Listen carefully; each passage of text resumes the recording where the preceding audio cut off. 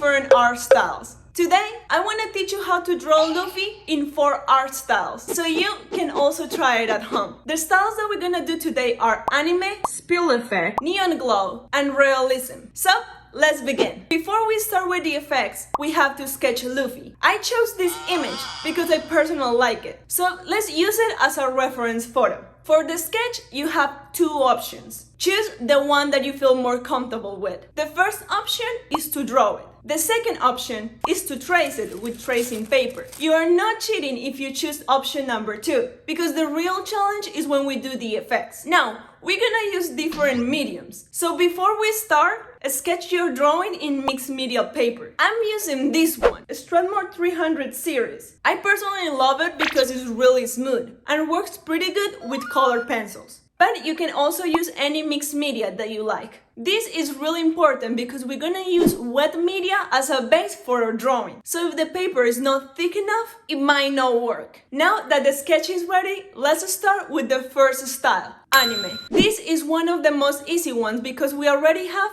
a reference picture and we know how it looks like. So let's transfer this picture into our drawing.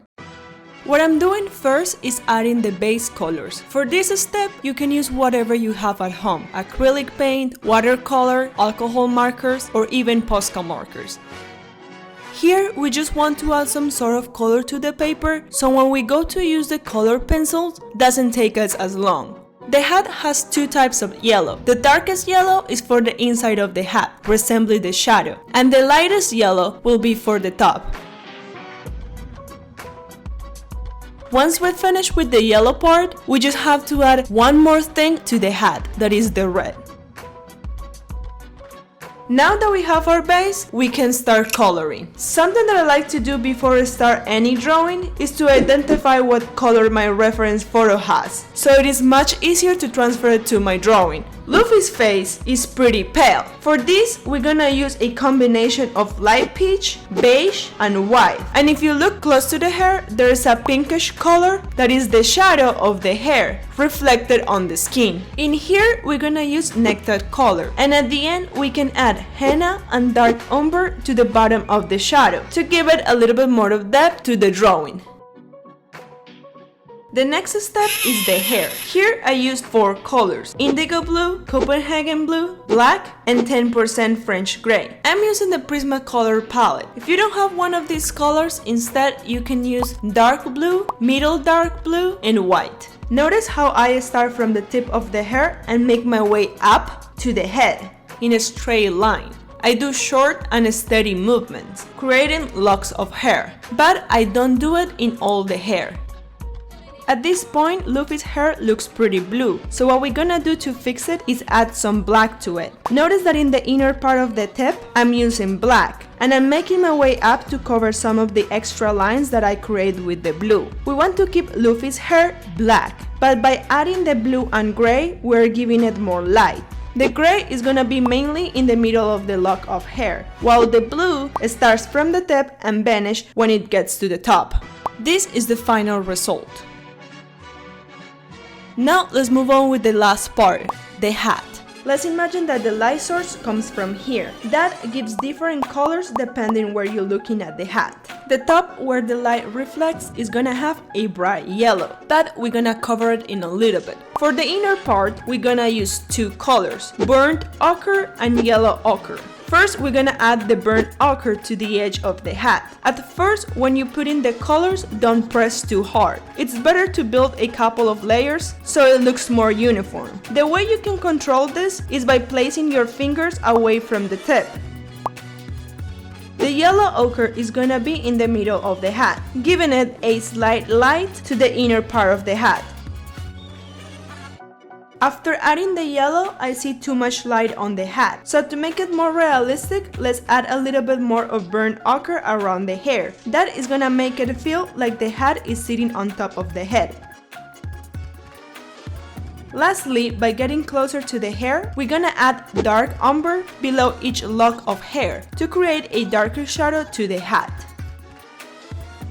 Now the top is the most simple part. Here we're gonna use cream and lemon yellow. I'm adding one layer of cream and on top of it I add the lemon yellow. Let me fast forward so you can see how it looks once it's done.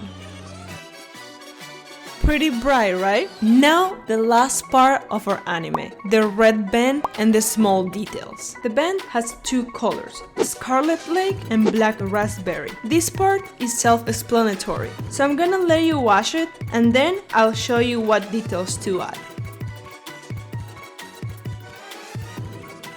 With fine black marker you can make the eyes, eyebrows, mouth and the details for the hat. Because this is anime, you can highlight Luffy with black marker. For the hat, you can make a couple horizontal lines on the inside of the hat. And for the brighter side, you can make vertical lines. How am I showing you?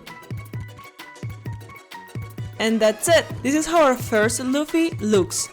If you feel that I'm going really fast, you can stop the video at any time. Now, let's go with the second effect, the spill effect. For this effect, we're gonna use coffee as our wet media. Here are a couple tips to pour the coffee in our paper. First, make sure you're using thick paper, because if not, the coffee will ruin our previous drawing and probably tear the paper. Isolate the part where you're gonna pour the coffee, that way it doesn't go everywhere. Pour a little bit of coffee and spread it with your fingers. That way you don't make a humongous mess. Use paper towels to absorb the excess coffee. And now we can dry it up.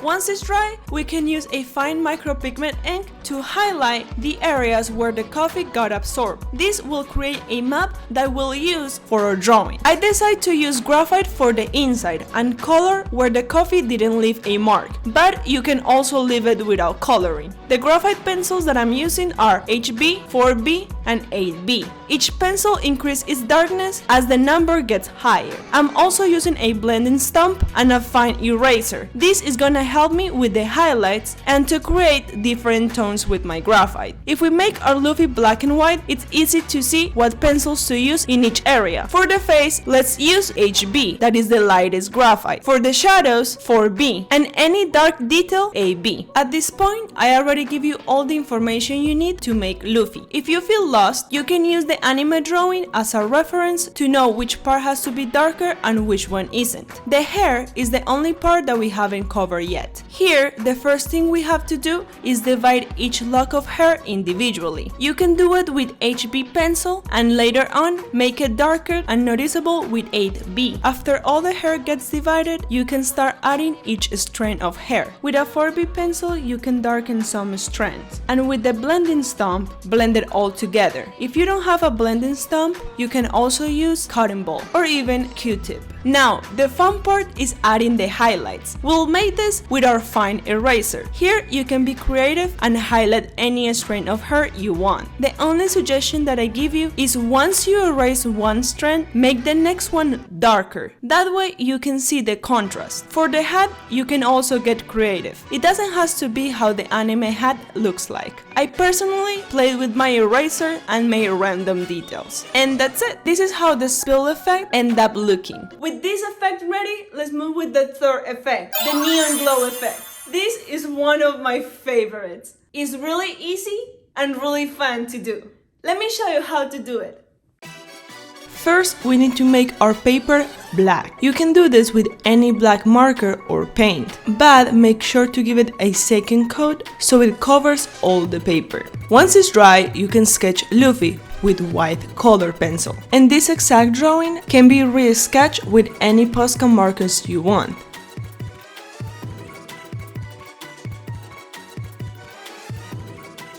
After it's done, take a white marker and redraw Luffy, but this time in the middle of the previous sketch. When coloring, take two types of colors, one dark and one bright of the same tone you previously used on Luffy. Grab the darkest color and color around the marker. And when you're done, use the bright color and do the same, but this time make the glow bigger. Do this step throughout all the sketch. And that's it. Pretty easy, right? Let's move to the fourth effect, realism.